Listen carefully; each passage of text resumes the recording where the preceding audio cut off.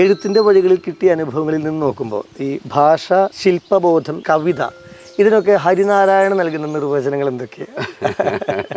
കവിതയ്ക്ക് ഒരു ഭാവുകത്വമുണ്ട്, അത് മാറി മാറി വരുന്നുണ്ട് എന്നുള്ളതാണ് എനിക്ക് തോന്നുന്നത്. ഓരോ കാലത്തിനനുസരിച്ചും മാറുന്നുണ്ട്.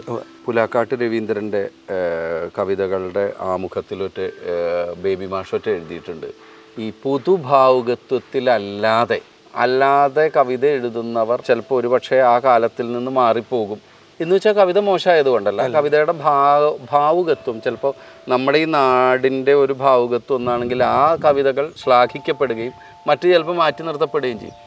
അതുപോലെ തന്നെ ഈ ശില്പത്തിൻ്റെ ഭാഗമായിട്ടും അങ്ങനെ ഉണ്ടെന്ന് തോന്നുന്നു. ഇപ്പോൾ നമ്മൾ വൃത്തത്തിൽ എഴുതണോ, വൃത്തമില്ലാതെ എഴുതണോ. അപ്പോൾ ഈ എൻ്റെ ഭാഷയും ശില്പവും രൂപപ്പെട്ടതിൽ ആ ഭാവുകത്വം പുതിയതാണോ പഴയതാണോ എന്ന് എനിക്ക് പറയാൻ പറ്റില്ല.